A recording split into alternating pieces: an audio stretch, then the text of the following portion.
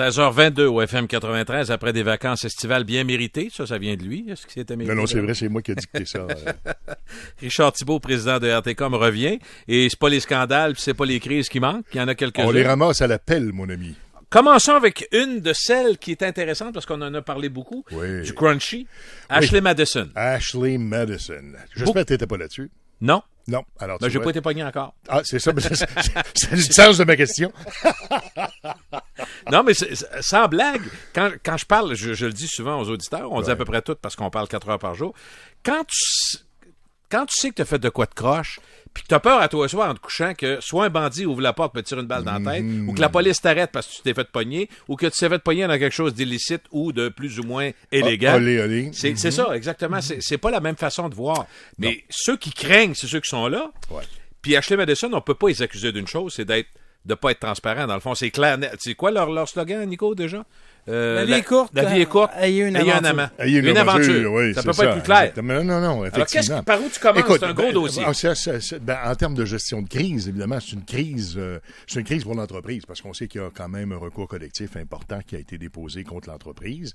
Et on les accuse de ne pas avoir bien sécurisé leurs informations. Et il faut dire qu'avec les propensions qu'on a autant au Canada qu'aux États-Unis à accorder des recours collectifs pour tout et pour rien, ben c'est sûr qu'ils vont l'avoir. On va se rembourser devant le tribunal. Ça va être plaidé. Ça va l'encours. Bon, alors c'est sûr que ce sera une crise à gérer pour le site. Maintenant, moi, ce que je trouve intéressant, Gilles, de cette approche, en fait, de cette histoire-là, c'est que je la vois à 2 niveaux. Bon, évidemment, c'est sûr que ça fait jaser, hein, l'été, il n'y a pas de nouvelles. Alors, puis ça, c'est quand même assez croustillant, comme tu le dis. Alors, tout le monde a envie de rire des noms. Du voisin, on veut des noms. Parce que là, on apprend qu'il y a des politiciens, des gens connus. Voilà, effectivement. Puis là, c'est des fonctionnaires, des militaires.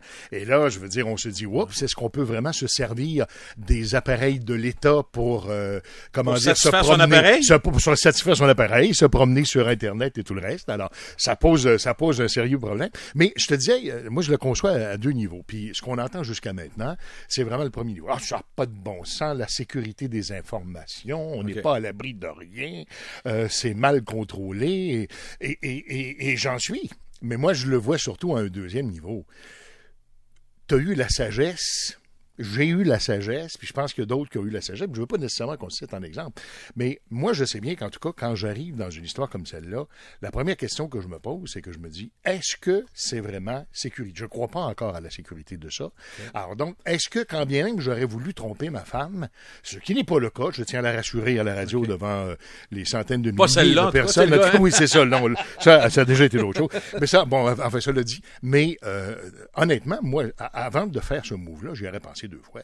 J'aurais dit, est-ce que j'ai assez confiance dans le système pour être capable de révéler, dans un contexte comme celui-là, mon identité en sachant pas qu'est-ce qu'on va faire de mes informations personnelles. Alors que ça peut me mettre à risque sans aucun doute. Honnêtement, moralement aussi, c'est... Si je m'inscris, par exemple, à un site, je sais pas, moi, par exemple, tu sais, il y a des sites de rencontres de personnes. Tu sais, qui sont... Réseau rencontres.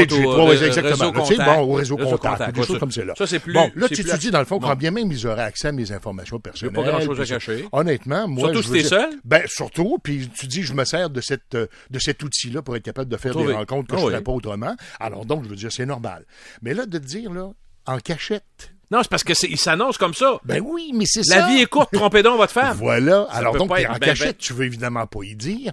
Et là, tu t'en vas... Autrement dit, la base de ton application là-dedans, c'est la cachette. Ben oui. Mais la question, je pense, qui se pose en bout de course, puis que le juge probablement va poser, quand on va arriver au niveau du recours collectif, va te dire... Vous ne pensez pas que vous auriez peut-être dû y penser avant, de faire une chose comme celle-là, en réalisant qu'effectivement, des informations, on le sait tous les jours, on a des informations qui circulent partout, on entend parler des outils que les gouvernements ont pour être capables d'aller chercher des informations qui sont, on pense, confidentielles. Autrement dit, avec Ashley Madison, le coulage est dangereux. Le coulage est dangereux, c'est le cas de le dire, ça peut porter à conséquence dans ce cas-là. Alors, on voit ce que c'est que ça peut donner. Alors, quelque chose, j'ai une question, M. le Président. Je te pose la question telle donc. Que je l'ai posée aux auditeurs. Allez donc. Et moi, j'ai ma réponse, je vais avoir la tienne. Vas-y. Quand tu as quelque chose qui est immensément privé comme ça, puis que quelqu'un d'autre, un organisme, peu importe c'est qui, prend l'information privée, il y a ça que c'est à la place publique. Est-ce que ça vient nécessairement de l'intérêt public ou c'est juste du privé qui a été poussé dans le public qui n'aurait pas dû être là? La conséquence est la même, mais moi, je dis que c'est pas Richard, pour moi, c'est pas d'intérêt public. Non, je suis absolument Je dis pas que c'est pas intéressant pour le public. Ah non, c'est pas la même chose. C'est sûr. Mais tu sais, aujourd'hui, qu'est-ce qui est d'intérêt public, qu'est-ce qui ne l'est pas? Il y a tellement de choses qui se racontent aujourd'hui. Tu sais, je vais te raconter une anecdote, puis c'est pas en rapport avec Ashley Madison, c'est dans le cas d'un autre dossier avec lequel je travaille par les temps qui courent. Je discutais avec un journaliste de New York récemment. Et on parlait de la façon dont les médias sociaux alimentent l'information et la façon, par exemple, de quelle façon est-ce qu'on peut comparer, par exemple, le Québec aux États-Unis quand on parle de traitement de l'information. Parce qu'on dit souvent qu'il y a des informations, là, tu sais, il y a des journées quand même assez creuses dans l'information. Et il y a des nouvelles qui en sont pas vraiment, puis qu'on les roule, puis ça a vraiment pas d'intérêt. Et le gars me disait la chose suivante. Il dit, au Québec, vous êtes quoi? 7 millions, 8 millions? Vous avez 3 réseaux de diffusion en continu. Vous avez un réseau anglais, vous avez 2 réseaux français, puis vous avez tous les autres médias qui sont là, mais vous êtes 8 millions de population. Il dit, aux États-Unis, on a aussi 3 réseaux de All News Channels, comme on dit en bon latin, mais il y a 350 millions de personnes. Alors, les nouvelles, on n'en manque jamais. C'est toujours des grosses nouvelles. Alors donc, ce qui veut dire que chez vous, pour être capable d'occuper l'espace... Faut monter en épingle. Faut monter des choses en épingle. Faut creuser des choses qui n'ont peut-être pas d'importance. Alors donc, bien des choses qui, pour revenir à ta question, qui ne sont pas nécessairement d'intérêt public, mais qui le deviennent par la force des choses parce que on a besoin de stock pour nourrir la bête, comme on dit dans le jargon. Alors donc, Ashley Madison, c'est un peu ça, mais au-delà de ça, moi, je pense que la vraie question qui se pose, c'est l'ensemble, en fait, de ceux qui n'auraient pas dû avoir accès à ces sites-là à partir de l'équipement qui leur a été proposé. On parle des fonctionnaires, on parle des militaires, on parle de choses comme celle-là. Autre sujet, il y en a plusieurs, je veux qu'on prenne le temps, puis je veux qu'on ait le temps de les faire. Oui, on en a plusieurs. Cher Richard, oui. Le mariage PKP. On s'est posé la question, Snyder, donc, on s'est posé la question en ondes. T'es président d'une entreprise qui travaille dans le grand public. Tu reçois un faire-part, puis tu sais très bien que c'est éminemment politique. Est-ce que tu dis oui ou tu dis non? Toi, si c'est ton client là, qui travaille avec le public, tu comprends ce que je veux dire? C'est clair. Un Jacques Tanguay qui vend des meubles à tout le monde. Je vais répondre... Il va-tu se faire photographier à côté de Julie Snyder? Je vais répondre à ta question. Tu sais que j'ai déjà fait de la politique. Tu sais que mes tendances ne sont pas là. Moi, personnellement, ça aurait été non, bien sûr. Mais je veux dire, je vais prendre ta question pour ce qu'elle est. Est-ce que au sens public, moi, je parle. Au sens public, est-ce que j'ai un avantage à la faire? Non. Effectivement, en même temps, tu te dis, c'est un problème parce que tu te dis, est-ce que je devrais y aller parce que dans le fond, les caméras vont tout être là. C'est une belle occasion de me faire voir et tout le reste. Mais en même temps, qu'est-ce que j'ai vraiment à gagner à y aller? C'est ça la question qu'on doit se poser. Puis moi, personnellement, je pense que... Tu n'aurais pas proposé à un gros client, toi, d'y aller? Absolument pas. Il y a beaucoup d'artistes qui étaient là, il y a beaucoup de gens qui étaient en quête de popularité qui étaient là. C'est des accointances naturelles, tout à fait. Et ce qui me fait dire, d'ailleurs, que je pense que la meilleure arme que le Parti québécois a à l'heure actuelle, c'est pas PKP, c'est Julie Snyder, en raison de la drive qu'elle a sur ce qu'on appelle les magazines People, puis l'actualité People et tout ça. Le grand public. Et le grand public, effectivement, on l'aime, puis bon, tout ça. Alors, ça, je pense que c'est probablement leur arme la plus secrète à l'heure actuelle et qui leur donne une chance de se positionner. Et moi, je suis pas un devin, mais malheureusement, il faut que ça serve vieillir, je le dis souvent. Moi, je pense que Julie Snyder, on l'aime, on la trouve fine. À partir de ce moment, elle se marie, puis c'est le pays, les bras en l'air, elle aussi. Je peux t'annoncer qu'on ne l'aimera pas de la même façon dans les 5 prochaines années. Je suis d'accord avec toi. Puis je suis pas un devin, là. C'est clair, net et précis qu'il y en a qui vont dire, c'est plus la même fille drôle qui se tire dans le fleuve, qui vient faire avec ses petites robes de franc-freluche nous amuser. Là, elle veut le pays, puis elle va être la reine du Québec, à peu, là. C'est ça. Puis déjà, ça commence d'ailleurs, on s'en rend compte. Puis de toute façon, tu n'as pas besoin d'aller bien loin.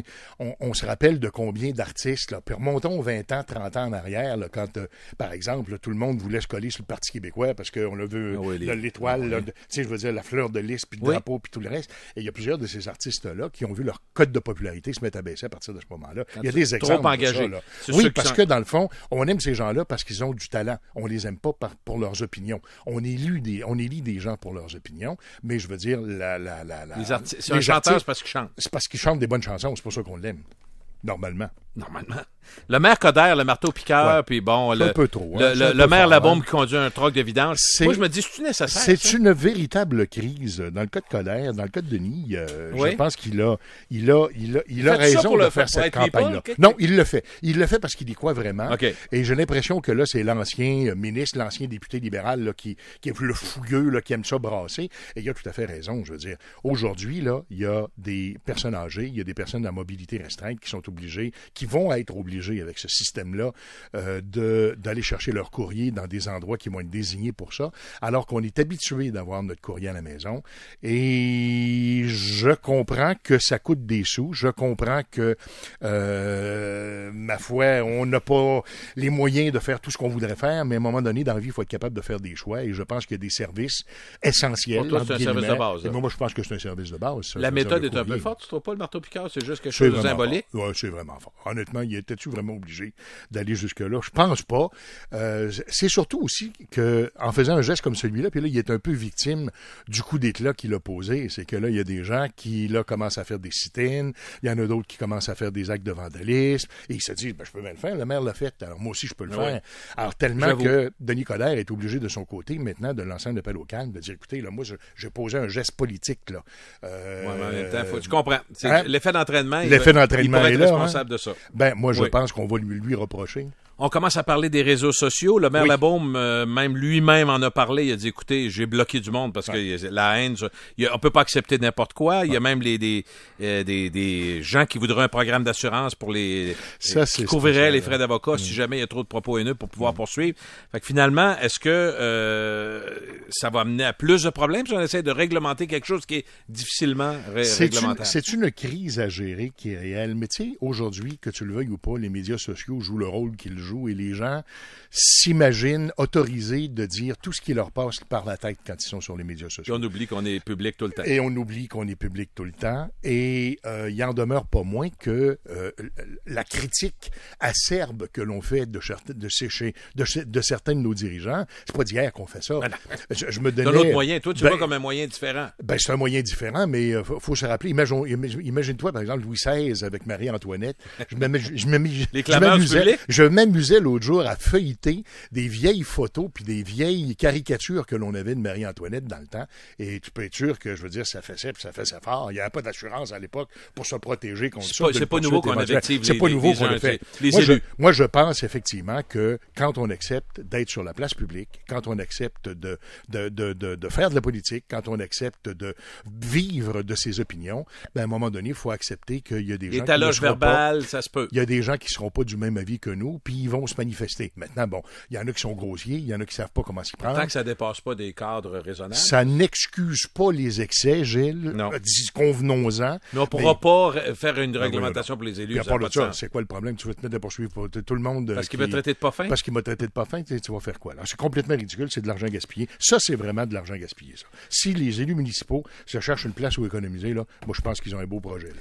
Faut parler de la bâtonnière Lou Chan Kwang. Et quand on dit que c'est la conjointe de Marc Bellemare, l'ancien ministre qui n'a pas la langue dans sa poche, mais des gens disent, on comprend peut-être pourquoi on y va fort. C'est compliqué, ce dossier-là. Ça traîne. C'est une des hypothèses, qui est sur la table. La job de bras. On pourra jamais le prouver direct. Dans le fond, il y a un beau lien entre le sujet dont on vient de parler puis celui-là. Je veux dire, dans le fond, Marc Bellemare est connu pour avoir ses opinions. Puis quand tu émets tes opinions, tu ne fais pas juste des amis. Non. Et elle serait peut-être victime de la grande...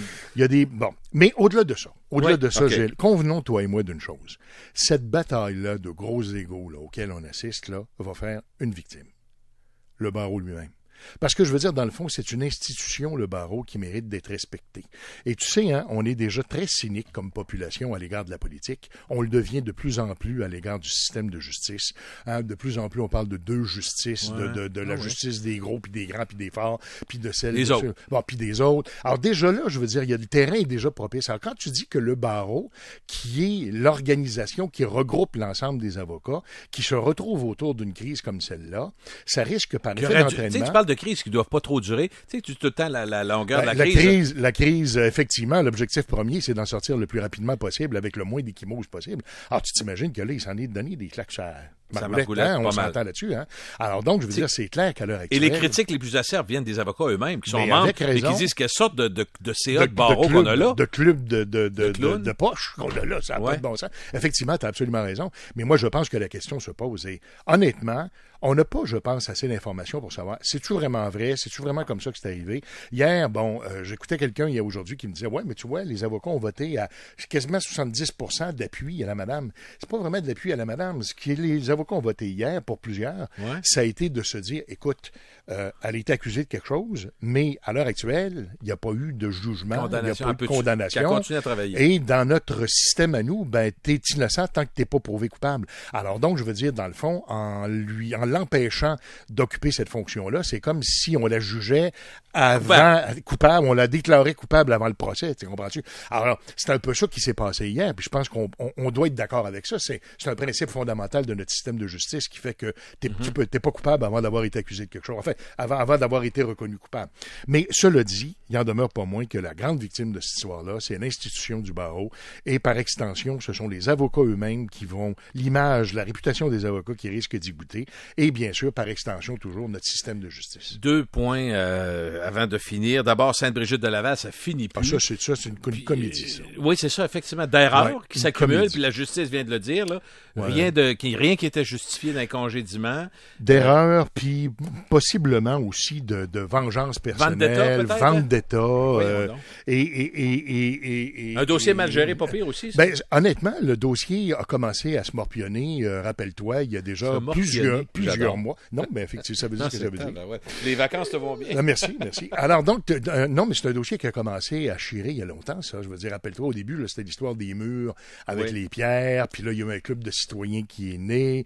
Il y a eu 2-3 citoyens qui étaient plus vindicatifs que les autres. Ils ont entraîné une partie de la population dans leur histoire. Il y a eu des élections. L'ancien conseil s'est fait congédier. Le nouveau est arrivé. La nouvelle mairesse avait un compte à régler avec le directeur général. On s'en va devant la commission des relations de travail. On s'en va donc au terme d'un procès qu'on pouvait perdre, mais on était tellement sûr de gagner qu'on n'a pas provisionné la dépense que ça va être. Non, mais honnêtement... 500 000 de l'argent. Sainte-Brigitte-de-Laval, je ne pas Montréal, là. C'est pas Montréal. Et deuxièmement, j'ai des bons amis, moi, qui restent à Sainte-Brigitte-de-Laval et qui me disaient l'autre jour, hey, je suis tanné qu'on fasse rire de nous autres par la province au complet. Là. Ça va-tu finir, cette histoire-là? Moi, je suis content. Le nouveau Drummondville? Absolument. Je suis heureux d'habiter là, moi, là. Alors, non seulement, toute cette folie-là va avoir un impact sur mon compte de taxes, mais de surcroît, c'est la réputation de la ville. Et moi, tantôt, quand je vais vouloir mettre ma maison en vente, puis les gens, Sainte-Brigitte-de-Laval, tu dis que tu restes? Ah ouais? La gang de crosseurs? Ouais, c'est ça, là.